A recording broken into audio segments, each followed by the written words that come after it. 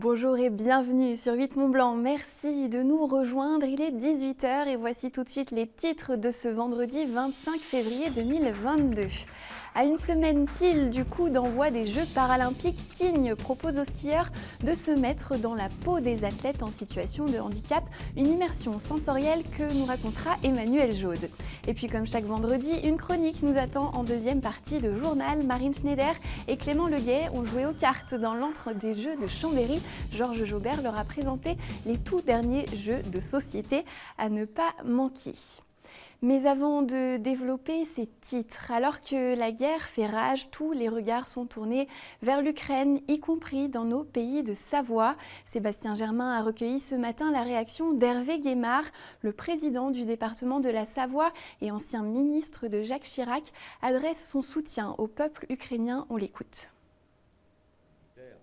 Je voudrais d'abord dire évidemment ma solidarité et celle de tous les Savoyards pour le peuple ukrainien, ses dirigeants qui font l'objet de cette attaque par la Russie que rien ne saurait justifier.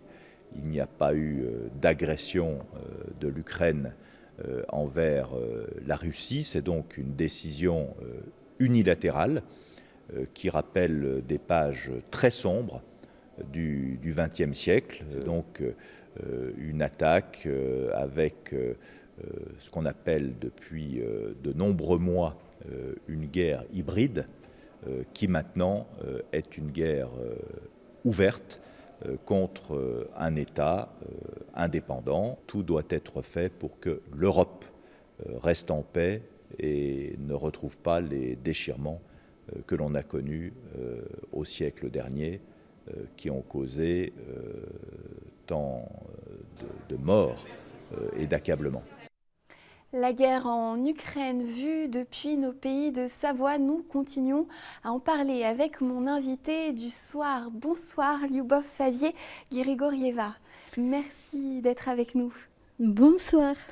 Vous êtes française d'origine ukrainienne, vous êtes en France depuis de nombreuses années maintenant. Des membres de votre famille vivent en Ukraine, dont votre fille aînée qui est restée au pays.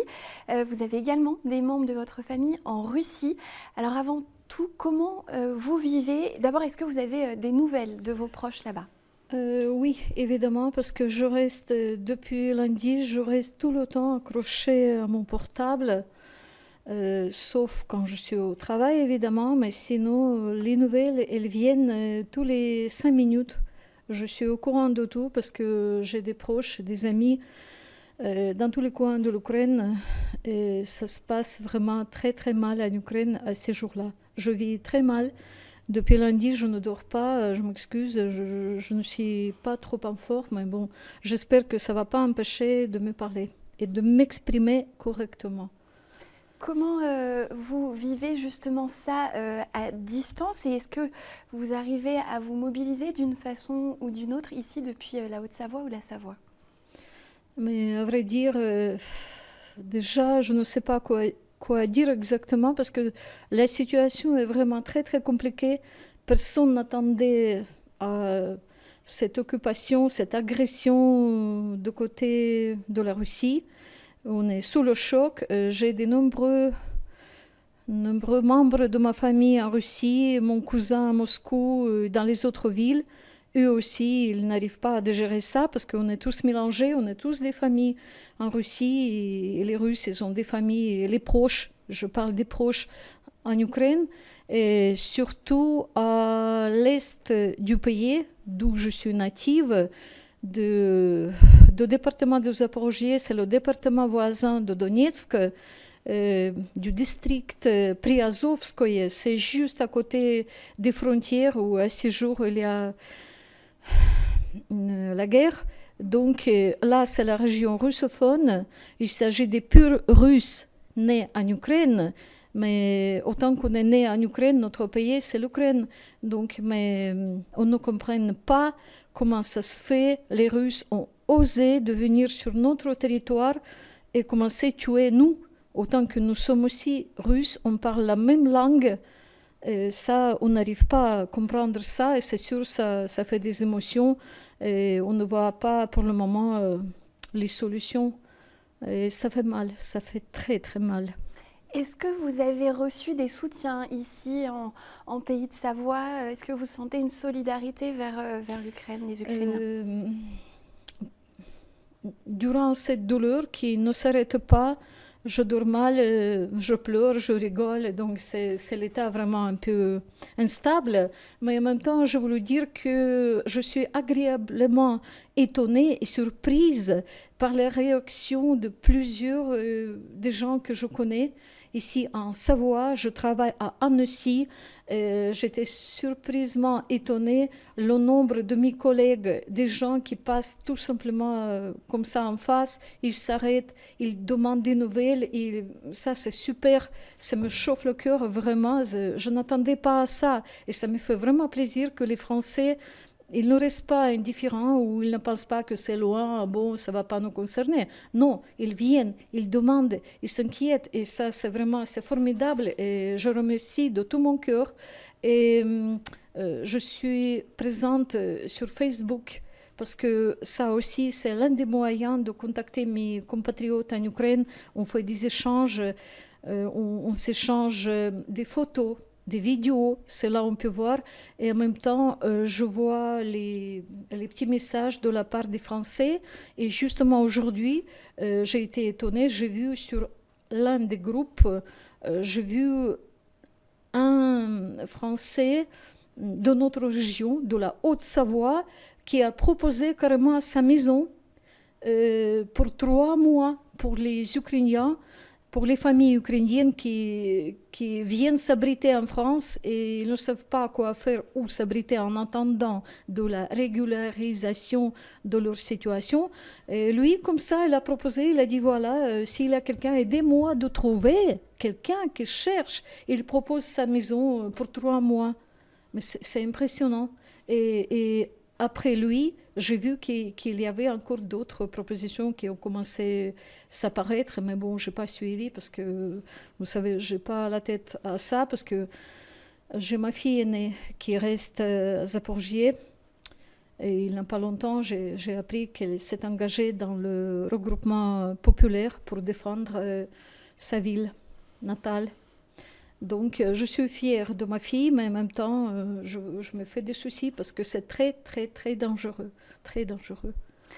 Merci beaucoup pour ce témoignage, Lyubov Favier-Grigorieva. Et bien sûr, on suivra tout ça avec attention et on prendra de vos nouvelles. Merci d'être venu nous voir. À bientôt. À bientôt. Dans l'actualité également, et en bref, un chasseur a été condamné ce vendredi par le tribunal d'Annecy. Il écope d'1 an de prison, dont 6 mois ferme pour avoir grièvement blessé un promeneur. Son permis de chasse est suspendu pendant 5 ans. L'accident s'était produit au mois d'octobre dernier lors d'une battue à Vallières-sur-Fière en Haute-Savoie. Un sujet plus léger à présent. À quelques jours du début des Jeux paralympiques, le handiski est à l'honneur à Tignes. Au pied des pistes, plusieurs ateliers permettent, le temps d'une descente, de s'initier à des pratiques peu communes. Les bras dans le dos ou les yeux bandés, de nombreux courageux sont attendus pour tester la piste des champions. Reportage d'Emmanuel Jaude. Là, un peu vers le bas, spatule un peu vers le bas, là, c'est bien. Attention à droite, droite. L'équilibre et la confiance, c'est tout de suite moins naturel sans le sens de la vue. Afin de mieux se rendre compte de l'engagement nécessaire à la pratique du handiski, le groupe EDF organise le temps d'1 semaine une véritable immersion sensorielle sur les pistes. Une nouvelle expérience pour les nombreux curieux qui se sont prêtés au jeu. Alors c'est une belle découverte, moi qui ai de bonnes sensations habituellement. Là c'est vrai que c'est déroutant mais très plaisant et je pense que ça demande un sacré engagement. Avec un slalom les bras dans le dos et une initiation au ski fauteuil, cette animation, baptisée la piste des champions, connaît déjà un franc succès dans la station savoyarde. Une opération sur laquelle se sont aussi essayés plusieurs athlètes du team EDF. C'est hyper intéressant parce qu'on ne se rend pas du tout compte en fait à quel point c'est perturbant. Surtout la déficience visuelle, là, c'est vraiment autant... le slalom sans les bâtons, ça va, parce qu'on voit en fait. À partir du moment où on voit plus, on n'a plus de repères. Et du coup, c'est vraiment pas facile. On a l'impression vraiment de ne pas savoir faire. On ne sait pas si on a arrêté, pas arrêté. Voilà, du coup heureusement qu'il y a le guide, s'il n'y a pas le guide, c'est impossible. Des sensations uniques et qui permettront peut-être de susciter un regain d'intérêt pour les Jeux paralympiques qui débuteront dans une semaine exactement. Et c'est donc une animation à retrouver à Tignes ce week-end. Et justement, en cette veille de week-end, place aux Jeux. L'antre des Jeux de Chambéry nous emmène ce vendredi aux États-Unis avec 3 jeux de société présentés par Georges Jaubert. Marine Schneider et Clément Leguet ont écouté ces instructions avec attention. Regardez. Bonjour à tous, ravi de vous retrouver pour une nouvelle chronique. Nous sommes à l'Antre des Jeux à Chambéry en compagnie de Georges. Bonjour Georges. Bonjour Marine. Tu nous as trouvé de nouvelles pépites pour aujourd'hui. C'est vrai, c'est 3 petits jeux, là encore, qui, je l'espère, sauront ravir nos spectateurs du coup. On va commencer par rentrer au casino. Ouais, absolument, ouais, mais pas n'importe quel casino, un casino vegan pour le coup, parce que là je te présente Las Vegan, un petit jeu de cartes, donc un petit jeu d'apéritif finalement, d'accord, en 20 minutes de partie. Ça joue de 2 à 5 joueurs, c'est un petit jeu de pli sans prétention, mais qui est assez subtil, donc je vais t'expliquer les règles du jeu. Alors comment ça marche?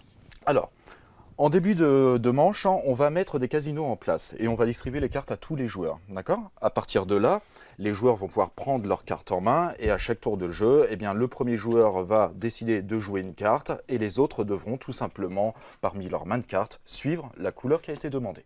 Okay. Le but, c'est bien évidemment de poser la plus haute valeur parce que c'est elle qui remportera le pli.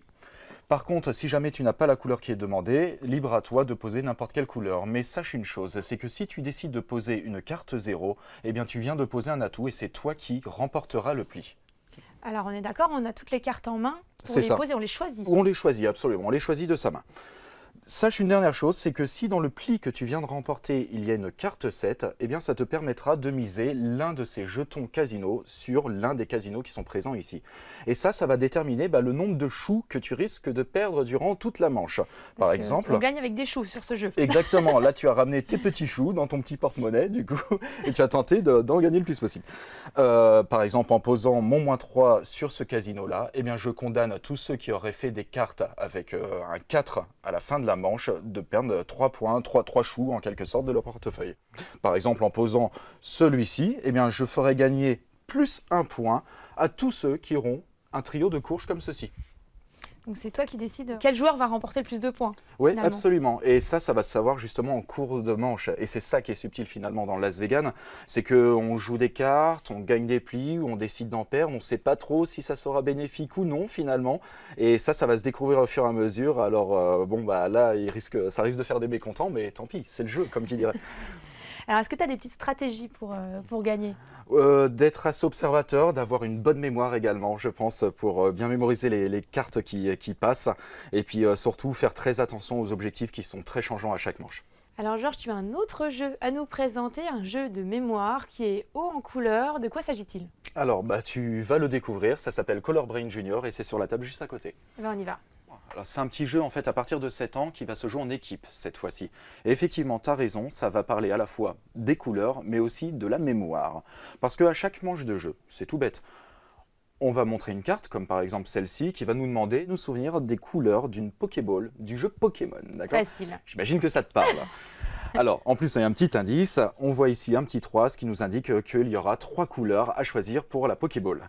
Eh bien, chacune des 2 équipes va prendre ses cartes en main. En concertation avec ses camarades de jeu, on va choisir 3 couleurs qui nous semblent être les bonnes et les mettre face cachée devant nous. Attends, je joue moi aussi. Allez, je t'en prie. Allez. Si mes souvenirs sont bons, on va voir ça. Aller. Et bien, on va voir ça. Retournons nos cartes. Allez-y. Ah, égalité. A priori, tes souvenirs sont bons. Ou alors les miens sont faux également. Alors là, petite subtilité. Je gagne le point si tu as eu tort, d'accord? Et inversement, bien évidemment. Mais si jamais il y a égalité, comme là, évidemment, on va pouvoir vérifier, mais il me semble effectivement que ce sont les bonnes couleurs des Pokéballs. Et bien dans ce cas-là, ça sera un petit peu finalement comme le jeu de bataille, le pli serait mis de côté et le gagnant finalement de la manche suivante gagnerait les cartes également. Par contre, si j'avais eu tort, si je m'étais planté, eh bien c'est toi qui aurais gagné le point. Et à partir de là, la première des 2 équipes qui arrive à 10 points de victoire, eh bien, gagnera la partie. Alors cette chronique touche presque à sa fin et Georges, tu vas nous emmener en pleine nature avec le prochain jeu. Et oui, vraiment c'est une occasion de voyager, le monde du jeu. Tu passes d'un casino végétalien un voyage dans tes souvenirs. Et là, effectivement, je vais te montrer. On part à la montagne. Exactement, pas n'importe laquelle, en nord-ouest de l'Amérique, donc dans la région de Cascadia. Voilà, donc c'est une région très verdoyante, voilà, où cohabitent différentes espèces de flore, de faune, voilà, une biodiversité vraiment incroyable. Et ça, c'est quelque chose justement qu'on va pouvoir vivre à travers le jeu. Alors, tout bêtement, le jeu, c'est un jeu de pose de tuiles. Pour ceux qui connaissent déjà King Domino, par exemple, ils vont y voir voilà, un certain rapprochement. À chaque tour de jeu, tu vas pouvoir prendre une tuile accompagnée de son petit jeton de faune. Alors la tuile que tu vas prendre, en fait, va te présenter des paysages que tu vas tenter de constituer chez toi. Ces paysages vont te servir à plusieurs choses. Premièrement, à gagner des points. Tu gagneras des points pour ta montagne la plus grande, pour ton lac le plus grand, ta forêt la plus grande également. Mais on viendra également les comparer aux autres joueurs à la fin de la partie. Donc celui qui aura la plus grande montagne parmi nous gagnera des points supplémentaires, par exemple. L'écosystème que tu vas créer va te servir également à ajouter, à y incorporer de la faune. Tu vas pouvoir poser par exemple ce petit jeton de renard sur une tuile qui présenterait ce même symbole.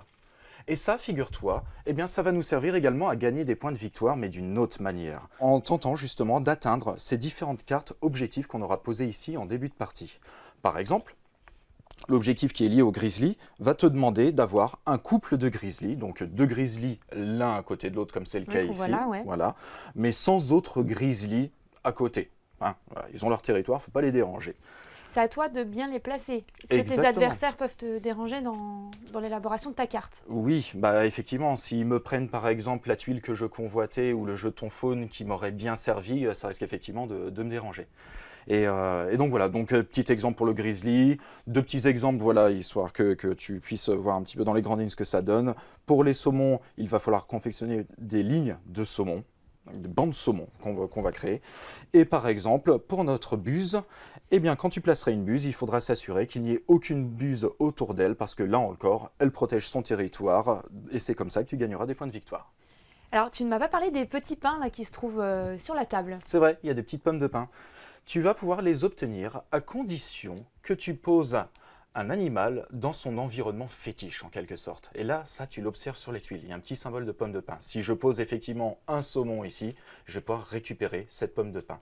Et cette pomme de pin, lors d'un tour de jeu, elle me permettra, en la défaussant, de choisir n'importe quelle tuile ou de défausser des jetons faune. Si je vois justement que ce jeton faune t'intéresserait, hop là, je le remets dans le sac.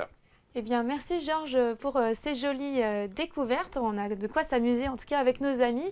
Merci à vous de nous avoir suivis pour cette chronique. On se retrouve très vite sur notre antenne de 8 Mont-Blanc. À très bientôt.